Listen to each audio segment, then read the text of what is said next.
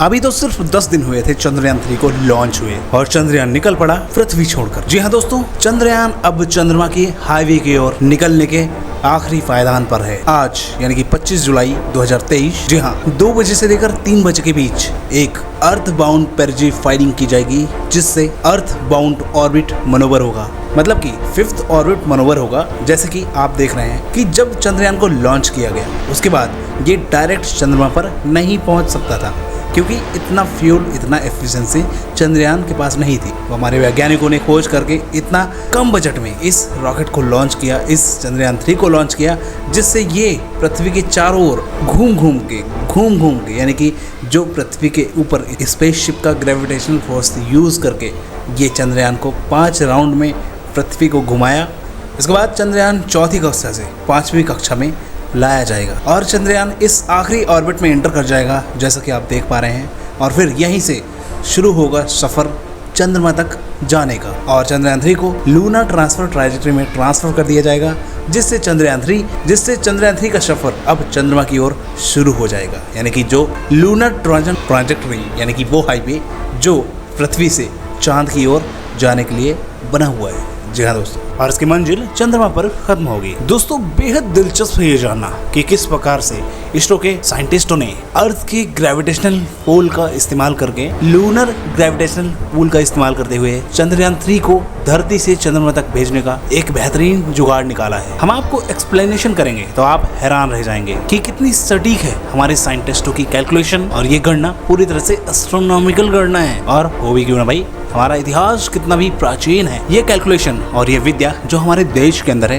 ये कोई नई चीज़ नहीं है, ये बहुत पुरानी चीज़ है, जो कि आप रामायण, महाभारत इन सब में देखते थे कि किस तरह से ऋषि मुनियों ने अपने कैलकुलेशन को चांद, सितारे और अंतरिक्ष में देखकर पता लगा लेते थे कि अभी कौन सा काल है, कौन सा टाइम है। यानी कि ये सब चीज़, ये कैलकुलेशन प्राचीन रूप से चली आ रही है। चंद्रमा की ओर देखना, सितारे की ओर देखना और उनसे गणनाएं करना हमें पुरातन काल से आता है। देखिए जरा दोस्तों, कितनी सटीकता से इसरो के वैज्ञानिकों ने पूरा कैलकुलेशन करके चंद्रयान 3 को भेजने का प्रयास किया, वो भी बहुत कम बजट में। यहाँ पे हमारे पास ना ही इतना फ्यूल था, ना ही इतना बजट था, ना ही इतना पावरफुल रॉकेट था कि डायरेक्ट चंद्रमा तक पहुंच सकें, डायरेक्ट चंद्रमा तक जा सकें। और दोस्तों, इसीलिए हमने तय किया, यानी कि इसरो के वैज्ञानिकों ने तय किया कि हम अर्थ के ग्रेविटेशनल फील्ड का इस्तेमाल करेंगे। देखिए दोस्तों, पृथ्वी के अंदर तो वैसे जानते हैं आप कि कितना ज़्यादा ग्रेविटेशनल फोर्स है, जो कि अपनी तरफ हर चीज़ को खींचती है। जी हाँ, और कोई भी मेटल अगर बहुत तीव्र गति से घूमता है तो वो सुपर मैग्नेट की तरफ बन जाता है, और इसी ग्रेविटेशनल फोर्स को हम धरती की सतह पर महसूस करते हैं। अर्थ की ग्रेविटेशनल फोर्स सिर्फ धरती की सतह पर नहीं है, बल्कि धरती की सतह से कई किलोमीटर दूर तक जो है अर्थ की एक ग्रेविटेशनल पुल काम करती है, और एक बहुत बड़ा अंतरिक्ष जिसमें कि काफ़ी मात्रा में गुरुत्वाकर्षण की शक्ति मौजूद है। यानी कि आप समझ सकते हैं कि इतनी बड़ी पृथ्वी, जहाँ पे एक तरह का मैग्नेट है ये, और इसके इतनी दूर तक इसका मैग्नेट काम करता है और खींचता है अपनी तरफ।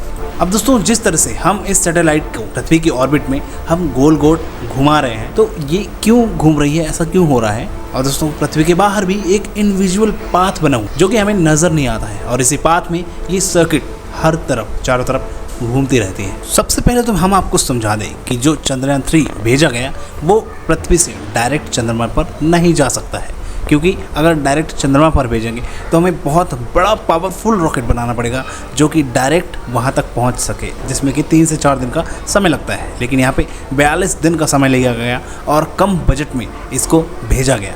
इसरो ने 14 जुलाई 2023 को चंद्रयान 3 की लॉन्चिंग की थी, और आप जानते हैं कि ये धरती के चारों तरफ चक्कर लगाते हुए, यानी कि 233 गुणे 71,351 किलोमीटर की अंडाकार कक्षा में चक्कर लगा रहा है। अब आप समझ लीजिए कि 71,351 इंटू 233, आप समझिए कि यहाँ पे जब ये गोलाकार, जब पृथ्वी की कक्षा में जब चक्कर लगा रहा है, तो यहाँ पे फ्यूल का यूज़ नहीं हो रहा है, यहाँ पे पेट्रोल कम लग रहा है, और इस हिसाब से अगर फ्यूल कम लग रहा है तो हमें खर्चा भी कम लगेगा और हमारा चंद्रयान पहुंच भी जाएगा चांद तक। तो अब इसे कल यानी 25 जुलाई दोपहर 2 बजे से 3 बजे के बीच अगली ऑर्बिट मैन्यूवरिंग होगी।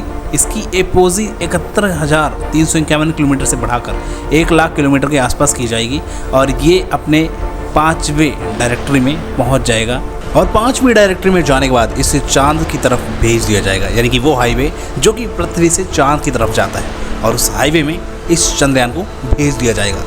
अब इसके बाद फिर ज़रूरत पड़ेगी इस चंद्रयान 3 को सॉफ्ट लैंडिंग की। जी हाँ दोस्तों, अभी कहानी ख़त्म नहीं हुई है, अभी तो बहुत कहानी बची है। यानी कि अभी जब ये चंद्रयान चांद के आसपास पहुंचेगा, तब उसके बाद जैसे पृथ्वी के इसने चक्कर काटे थे, 5 चक्कर पृथ्वी के काटे थे इसने, वैसे ही चंद्रमा के भी ये 5-6 चक्कर काटेगा।